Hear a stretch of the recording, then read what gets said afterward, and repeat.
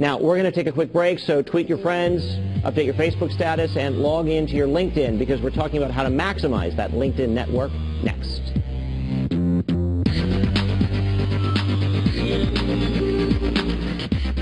Networking is a time-tested tactic for growing your business, but how you network, that keeps changing, and our business mentor, Marissa Levin, knows that better than most. She's the chairman of Information Experts, and she learned to leverage her LinkedIn contacts at a seminar taught by Yuhannes, the chief linking officer of Learn to Link, and that's a company that specializes in LinkedIn training for sales teams. You're both here on Washington Business Report. Marissa, let's start with you.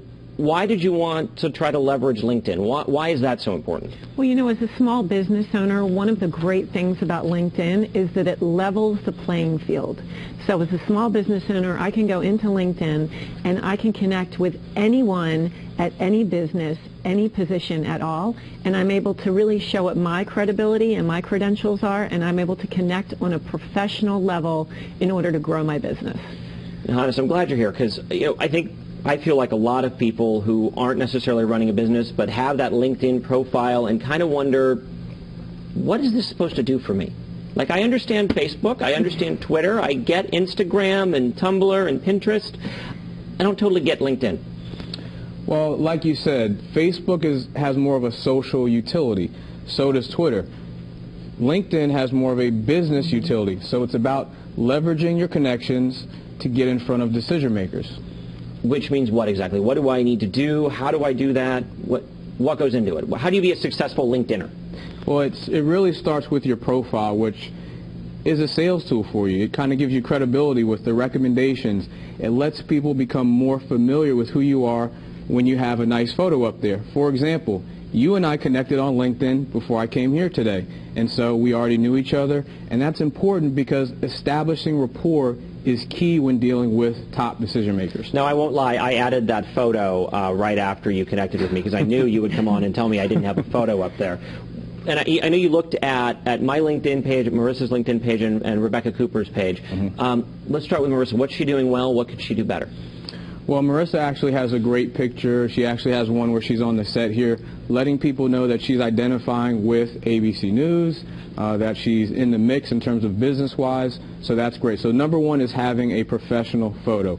The next thing you want to have is just your name, first and last name.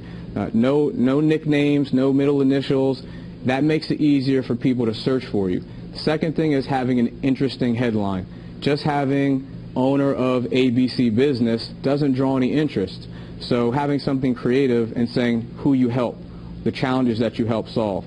Fourth thing is going to be your area. Tie yourself to the largest metro area possible. Have Washington, D.C. versus Fairfax, Virginia. And the last thing is your connections.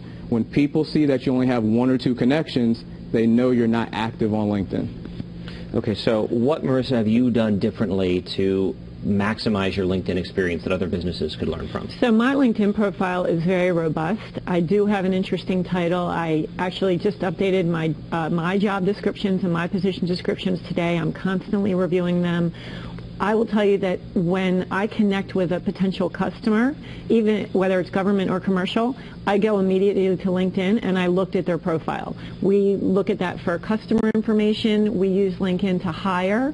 We have a company LinkedIn page for information experts. We really use LinkedIn for job promotion, recruitment, customer connection, personal profile advancement. We use it extensively at Information Experts, and I use it personally on a very high level. So you looked at my LinkedIn profile, you looked at Rebecca Cooper's LinkedIn profile. I think we're both pretty savvy and out there on social media pretty well. What did you think we were doing well? What did Cooper and I need to work on? Well, you definitely have a very professional picture, which you already updated. Making sure that you're utilizing the summary section is key, and I can't remember yours specifically, but I will tell you everybody is not utilizing the summary section, and that's really important because while the headline is going to draw interest, when they scroll down, they need to see something else that interests them. So instead of using the summary section as kind of a second resume, talk about what you're passionate about, who you like to help, the challenges that you can solve for the business owners that you want to get in front of. Very important. And as far as, where do you use LinkedIn versus when do you need to solicit the old-fashioned way or try to get a meeting? Are there specific times where LinkedIn works better than sort of the old school way of networking? So, I'm a huge fan of personal networking, of doing the in-person networking, and I think that they work well together. So when you meet someone at a networking event, or if you want to know someone better, then definitely link in with them and you use both of them together. So there are times where I know that my customers follow me on LinkedIn and they'll reach out to me because I am top of mind, because I'm constantly updating or I'm constantly putting status updates that help other people. When I go to a networking event, whether it's with Cadre or whether it's National Association of Women Business Owners, when I'm at that event, I will come back and the first thing that I will do is I will connect with them on LinkedIn. So, they definitely go hand in hand. They're not exclusive. What's the biggest mistake you think people make with their LinkedIn?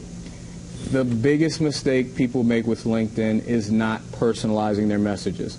Now, let's take ourselves for an example. Many people connect to us. And what's the message that you usually see? Hi, I'd like to add you to my LinkedIn network. Right. That really says that I haven't taken the time to look at your profile. It's not a personal connection. So when I reach out to you, Chris, I'm going to say, Chris, great meeting you today. Would you mind connecting with me on LinkedIn? Look forward to learning more about you. That's personalized, and that means I'm a serious relationship builder, and I'm not just on LinkedIn collecting connections. Real quick, because we got to go, but do I accept anyone who wants to connect with me?